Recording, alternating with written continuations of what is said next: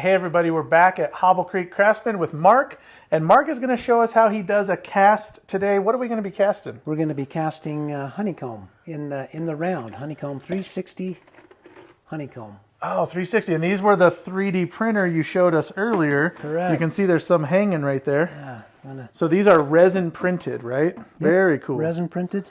Those ones happen to be white. Yeah. All right, well, I'm excited to see how you do this.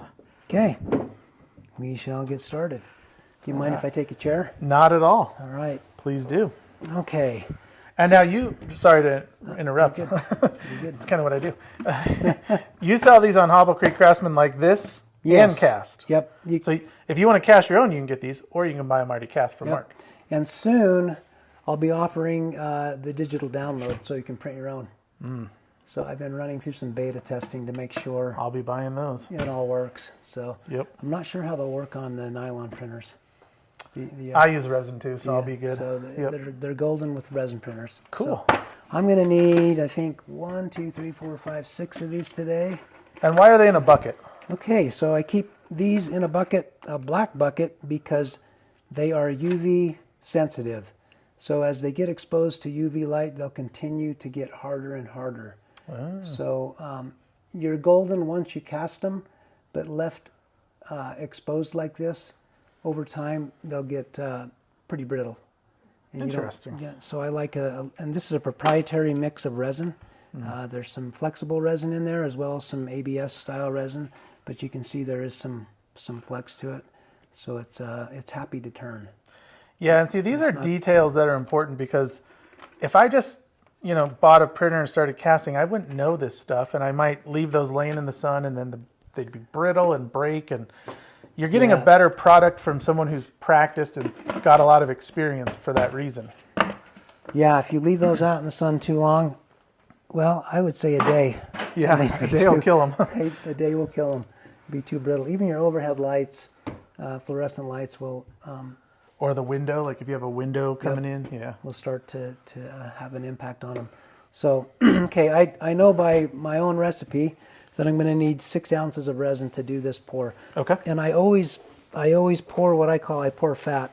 So I always have over pour, just in case. I'd rather have over pour than not enough resin to finish the pour. Today we're going to use an eye candy pigment called Gold to Gold.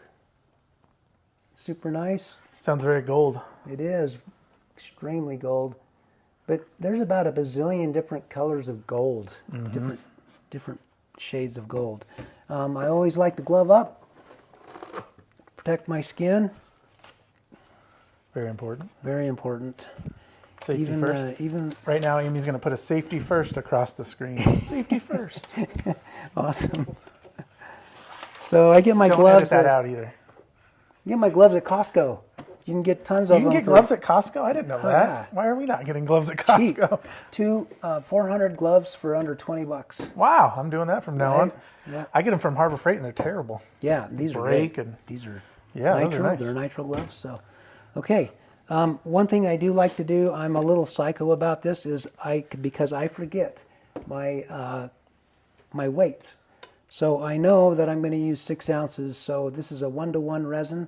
Illuminate clear slow set is what we're going to use today. So I always do this. I put an A for my A side, a B for my B side, and then I put what that split is. So if we're using 6, we're going to use 3.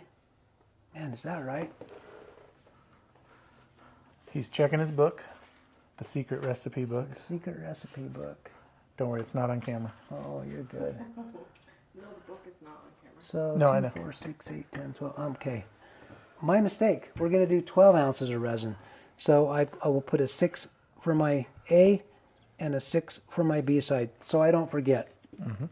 If I was doing clear casting, it would be a little bit different. I'd go a little bit heavy on my B side, but we're doing color casting, so that doesn't really matter. I don't want to confuse the issues. So another thing that I like to do over here, I buy my resin in 80-pound kits, but I transfer them into these half-gallon bottles, which is easier for me to maneuver and use. And from those bottles, I even there you go. For smaller pours, I'll put them into these little bottles. That's a great tip for So- small pours. That's what I'm going to use today just because I have more control over the Sure. amount. I'm going to tare out my weight. Now, is this a 12-ounce cup so we can fit it all in This there? is a 16-ounce cup. Okay, perfect. So we're good on that. Yeah, that's something you ought to think about too, Yeah. is the cup that you're going to pour will hold You don't on want to resin. start a 12-ounce pour in an 8-ounce cup. It doesn't work very well. Doesn't work at all. So here we go. I'm going to start with my A side. I'm going to put in 6 ounces. And it really doesn't take very much time at all to get that up to the 6. A lot of guys use grams. I prefer to use ounces. It's just easier for me. I use ounces too. And my brain doesn't think in grams, Yeah, I think if we had learned grams early, it probably would be easier, but for sure. If I was in the UK, I only use grams when I'm looking for gold. Then I'll use There you grams. go. This is the wrong kind of gold, though.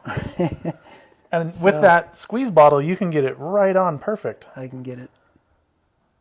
Boom. That's much more precise than what I do. So I'm a bit of a clean freak. I might have to switch to those bottles. That's a great idea. They work well. Okay. So for this type of pour, heat is my enemy. Let me Yep. grab that can. Heat is my enemy. The thicker the resin gets, the harder it's going to be to fill in the little honeycomb cells. So on this particular pour, what I like to do is put in my colors first into my A side. So I'm going to put 2 teaspoons of this. Some guys just like to guess it. I like to measure it. So again, my pilot side coming out on me. When he said some guys, was he like this? No. Do you like to do that? Yeah. You just like scoop it, whatever. I guess I'm a little bit No, different that way. well, I wish I would do that because it'd be much more consistent and It's easier for my precise. recipe book. I know exactly what I need, and Yeah. then I can, when I'm doing larger pours, if I need to forecast for materials, yeah. it's easier for me to figure that out. So I would do it 100%, especially somebody starting out. Get in the habit of measuring everything and writing everything down. yeah, write everything down. So a lot of guys, you won't be able to see when I put the B side in this. You won't be able to see that fogginess turn to clearness. But I do know one thing for certain: if I stir it for 2 minutes, I will get a complete, thorough mix. Given my ambient temperature, my altitude, all that stuff, Okay. I know that for 2 minutes, I'm gonna get a complete mix. So I like to mix this in first. What is the altitude here where we're at? We're at about 4,600 feet. So 4,600. sea How long do you have open time, like with your clear slow? Well, it depends on the ambient temperature. I've got Makes a sense. climate control in here. So if I keep it at a nice 70 to 72 degrees, my open time is pretty much what it says, 12 minutes. Okay. But you can go past that. If you're looking for super duper color separation, you can go right up to 12 minutes before you pour it, but not very much past that. Then it's hot. You know that it gets Yeah. It gets Starts to pretty get too warm. warm. So I'm just going to stir this up till I see that there's no pigment sticking to the side of my cup. And it looks like I've done that. So I'm going to scrape this off. And again, I like to keep things clean. I use these silicone spatulas. I found them to be indispensable. I also use popsicle sticks for certain pours. But for this particular That's pour, great. They wipe off real easy. yeah, and I always like to stick it in this little cup of denatured alcohol. It'll come even cleaner. So I'm going to Another good tip. put this back on my scale. I'm going to tear it out, and then I'm going to put in my B side, and then I'll show you how we do this. And we have to move pretty quick have to- once we get. we have to move quick because, Okay. like I said, thickness is the enemy with this type of pour. So what you're going to do is to try to minimize any chance of air getting trapped. Exactly. Okay. And there's a few little tricks that I use at the end to expel any residual air that's in there. Very cool. And for the most part, I get a pretty solid pour. On occasion, there's some that don't turn out, and those are seconds, but I don't sell seconds. They get thrown out. They get tossed overboard. So Okay, I'm going to put in my B side now. I've teared it out, and I'm going to put in 6 ounces of the B. And now the clock is started. I haven't started my stopwatch, but I'll do that when I get done pouring this amount in.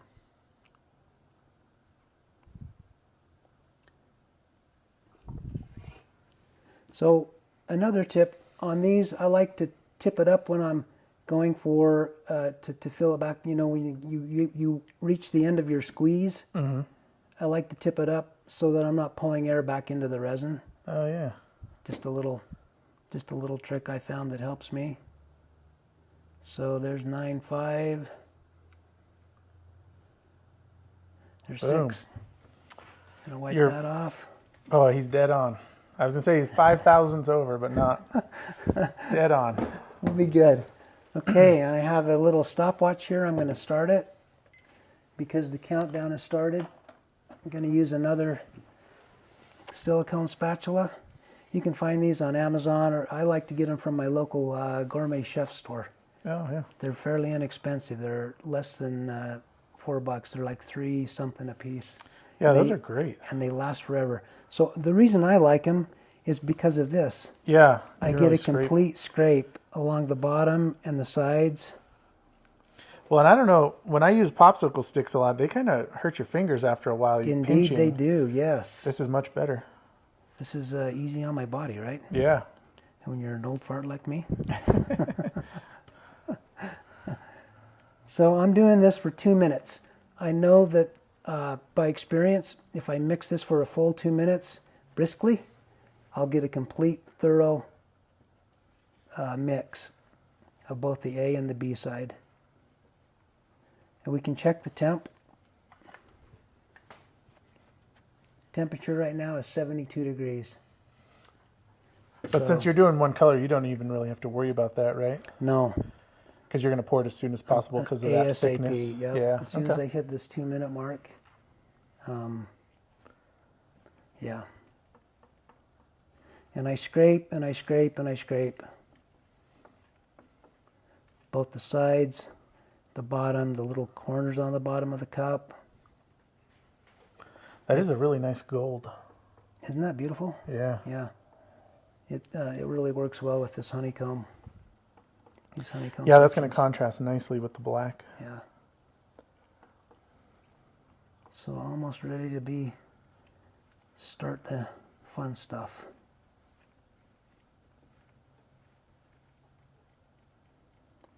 Looking good. Okay, I'm at 2 minutes. I'm gonna just scrape the sides of this off. Gonna clean it up real quick and drop it into my denatured alcohol pot there. Okay, so this is how I do these, and it seems to work. As you can see, I've got little black lines to where I'll fill up just below those lines. It's just a reminder to me not to fill it all the way to the top, because there's got to be room for those to sink in. So I'll do 3 at a time. It's about where I like to stop.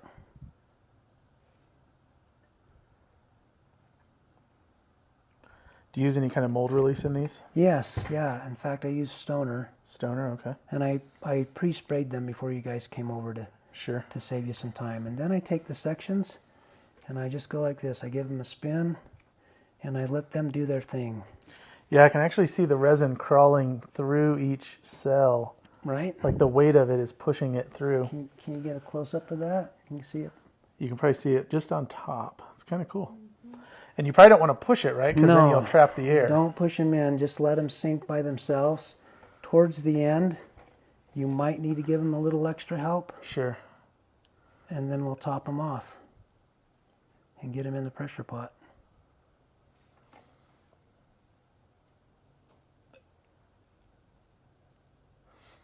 And these are really cool because you can use these for any pen. Yeah.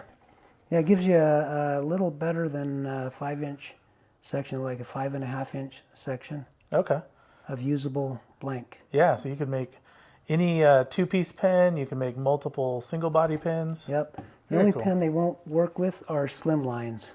because there's a little hole in there for the resin and stuff to drain out.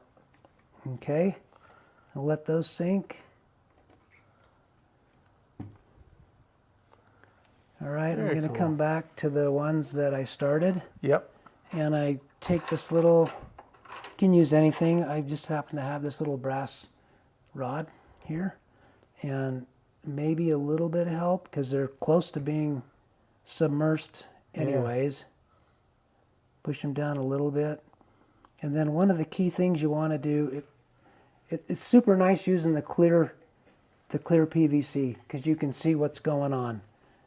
But you can also see there's some air down there. Yeah. So what I have found is hook your little wire in there, whatever you're going to use, Just spin it. and give it a spin. Oh, yeah. And that'll push that air in towards the center, and it'll come up or it'll get crushed by the pressure pot. So I do that to each mold as we work around it. And that has worked pretty good for me. I don't know, it would be the same thing if you used like regular white PVC or ABS. The same thing would be going on. I prefer to see what's happening. It is nice to be able to see that because you can see the air move actually. Yeah. So it keeps, I don't know, it keeps me in the loop. Nothing's a mystery here. It's pretty obvious, you know, that you want as little air as possible. And these have all kinds of air traps in them. Yeah. So You built basically one big air trap. right, exactly. The whole thing. So just a little spin. That's all it takes. And like I said, it'll move, at least that's my theory, it moves Yeah. that air towards the center where that little hole is. And then we'll go and top these off and get them in the pot. So how much time has elapsed? We're into it 6 minutes. So that's pretty good. Yeah. Then I'll come back through and just top it off. About like that. As you can see, I've been a little messy with this mold carrier, but it chips off. Yep. It's 80, what is it, 80H, what is it? HDPE. HDPE. There you go. Something like that.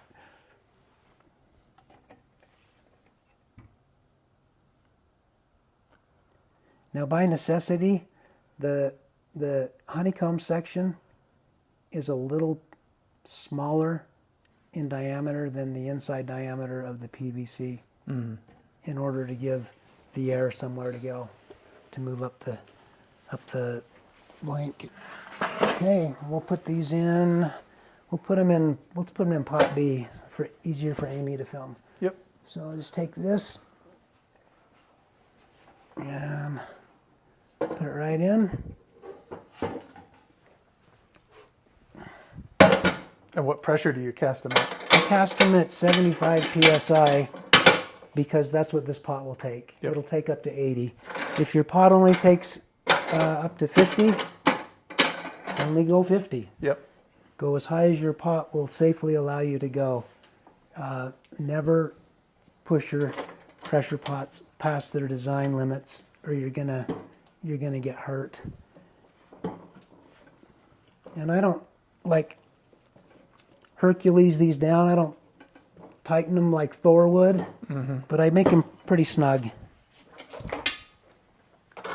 And I don't like to blast the air in. I like to just kind of sneak it in. Sure.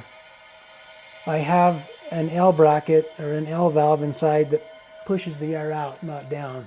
Yeah. So it pushes it out and down the inside of the mold. Oh, you don't splash them anywhere. Yeah. You ever had that happen to you? Yeah. This compressor might kick on, so it might get a little loud, but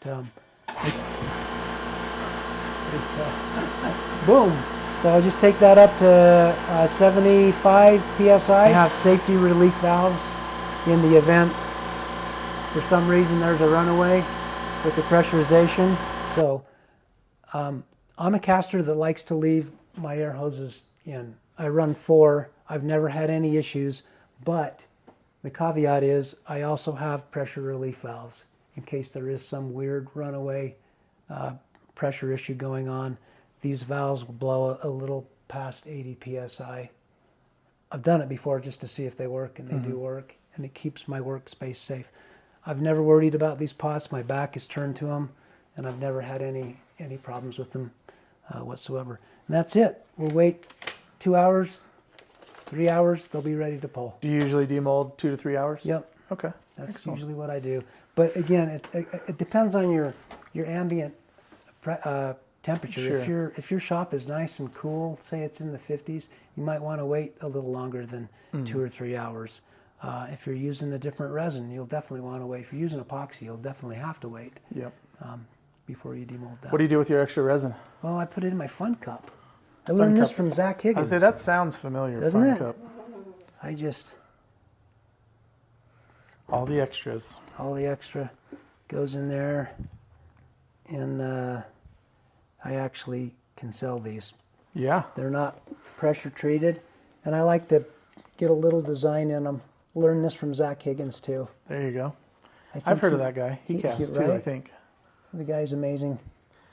Well, Mark, thanks so much. That Yeah. was a lot of fun to see, and you gave us several tips that I'm actually going to steal your little bottle tip and your cleaning in the Yeah, alcohol this works jar. super duper. In fact, at the end of this, This is why it's fun to visit other people's shops, because little things like this that you're like, hey, I've been doing this since day one. I should do that. That's genius. it works for me, you know, whatever, Yeah. however works for you. So this is just a little bottle of acetone. I put a little bit on there. I probably ought to have a glove on, and it cleans it off even better. Oh, okay. It makes it there. So you're ready to go. One swipe goes back into my. And that's nice, too, because Zach and I always talk about, like, there's a lot of waste in casting. Oh my goodness. So you can reuse these, and it makes Yep. it a little less wasteful. Yep, I do. I mean, when I'm making a multiple color pour, Sure. I use these up like crazy, and I know Zach wipes his off. I don't. Yeah, I mean, I throw wood I that get it a away. little more, but the plastic, I just, Yeah. you know, we have all the bottles and cups and stuff. Exactly. There's stuff you can't avoid, but you can avoid Yeah. that one, so that's good. Yeah. So, Very cool. and there you go. Well, everybody, thanks for watching. Give Mark a shout out. Mark, what's your website? It is hobblecreekcraftsman.com. And I'll tell you what I'm going to do. I'm going to see if he has any of these blanks already cast. We'll buy a couple, and we'll do a giveaway. So if you watch this video, go like Mark's Instagram, Hobble Creek Craftsman, like our Instagram or YouTube or whatever, and then we'll do a giveaway. I sure appreciate it. Yeah, Thank that'd you. be fun. Thank you. All right.